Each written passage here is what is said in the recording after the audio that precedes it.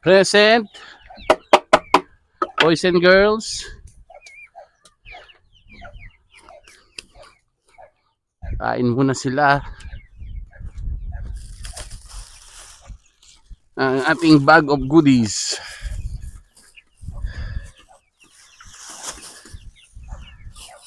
Krrr!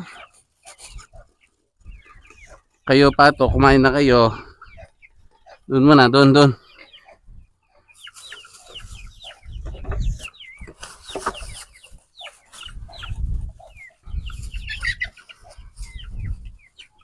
Tinan mo, tinapon nyo.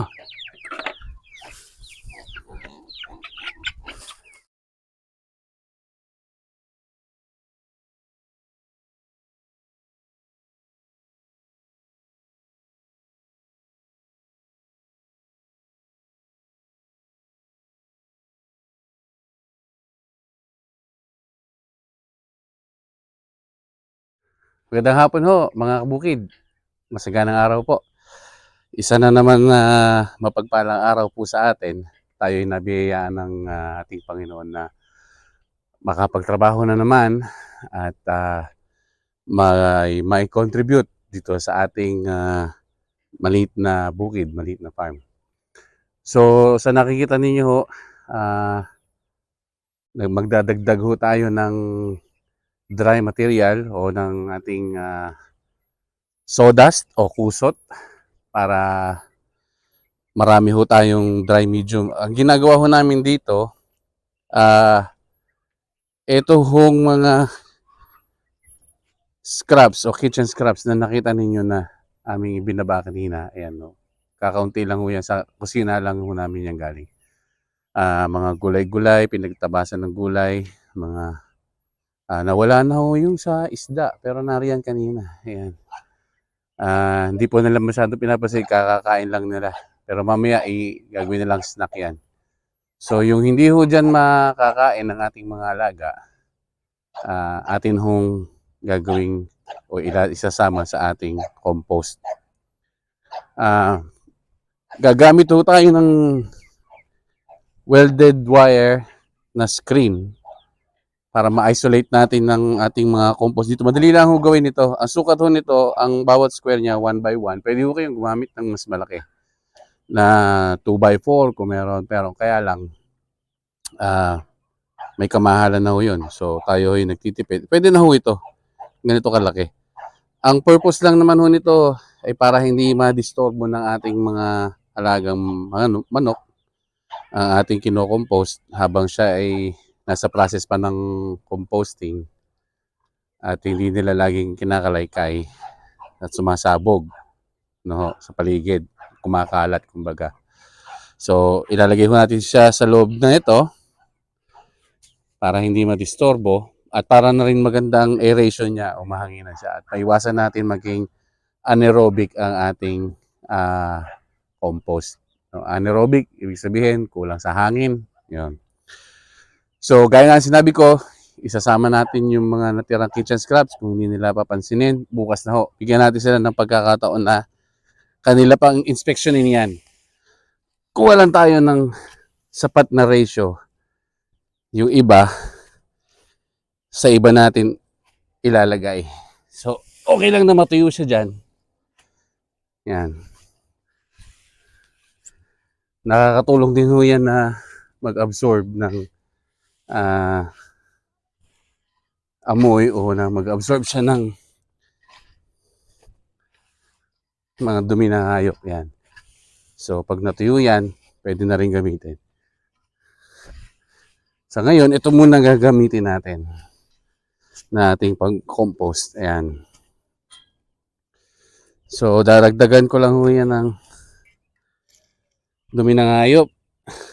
Ito ho'y dumi na ating mga alagang baboy. Yan. Haluin lang ho natin. Sabi nga ng isang vlogger na kakilala ko mekas-mekas na lang yan.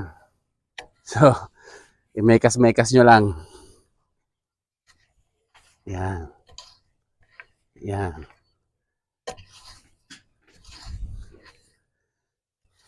Yan.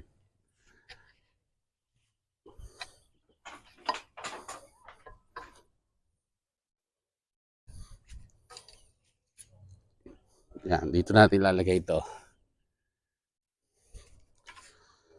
Saka ko natin ilalagay sa loob niyan. Oh. Yan. Itong ating damo.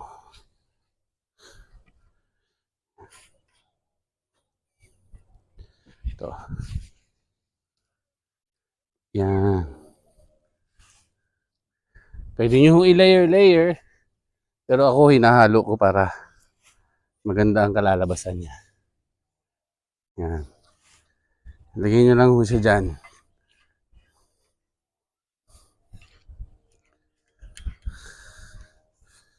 At dyan na ho siya magko-compost. Pero siguro kahit mga twice a week o once a week, hahaluin ninyo at sisiguraduhin ninyo na nadidiligan din siya, binabasahin ninyo. Yan. Itong sa akin, pag umulan ho, hindi ko na dinidiligan. Basa na ho .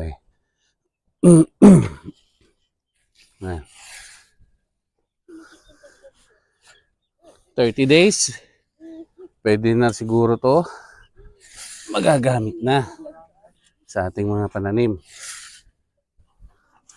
Yan lang ho. Dali lang ho, ano.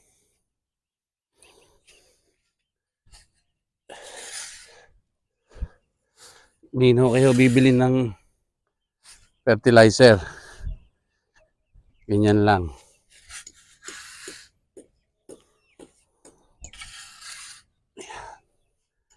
Hindi na ho sasampan ng manok yan. Total, maliliit pa naman sila.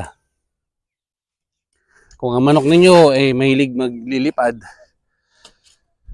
pwede nyo takpan yan. Para sa ganun, kahit tumungtong sila, hindi ho makakasama.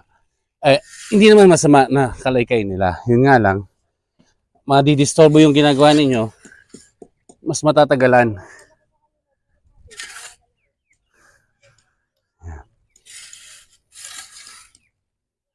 Kuberan lang natin. Yan o. Tapos, basahin lang natin.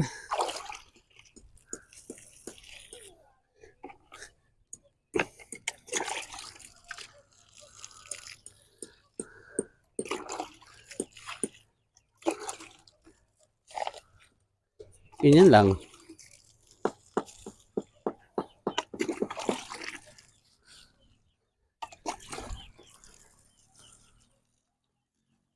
Yan. Basahin lang po. At yan ay handa na.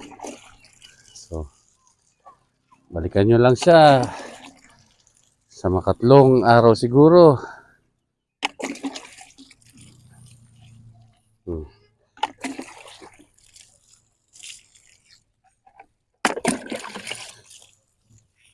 Yan.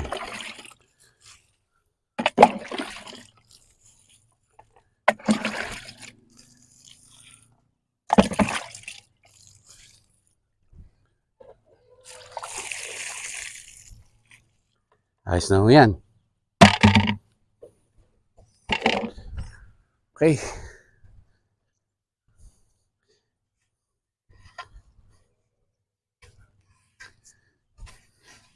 Sinupin lang natin. Ito, bibilad. Yan. Pwede pang gamitin yan. Pagka gagawa ulit tayo o magdaragdag tayo dito. Sa ngayon ho, siguro ikakalat na muna namin ito. Itong ating mga kusot. Sabagay, di naman ho nagmamadali yan. Muulan na rin ho. Maulan ho dito sa amin ngayon. Kaya, yan. Short video lang mga kabukid. Nag-update lang ako sa inyo. At pinakita ko lang ang aming sistema ng pagko-compost. Sana ho makatulong sa inyo. Saganang buhay po mga kabukid. Oh, bago pala makalimutan, please like, share, and subscribe para ho ma-update kayo sa ating mga bagong video. Lagi kayo updated. At kung meron ho kayong comment, may mga katanungan kayo, huwag ho kayo mahihiya. Mag-post ho kayo sa ating comment section. Sasagutin na natin yan. Gandang araw po. Po, ayan ang ulan. Maraming biyaya sa di mo na kailangan pang bumalik sa Maynila'y di mo makakamit binibit-bing ginto'y nasa bukid.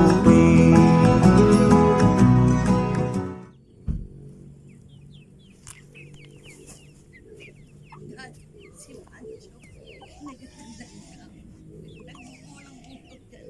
Kanina, hindi niya alam gagawin niya eh.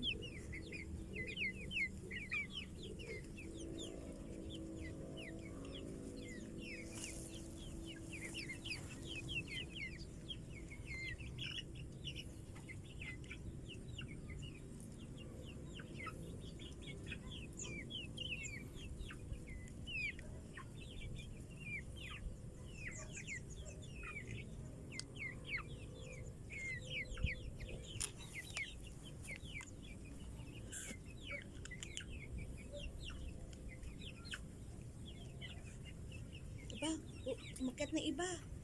Mga baba, oh. Mag-snack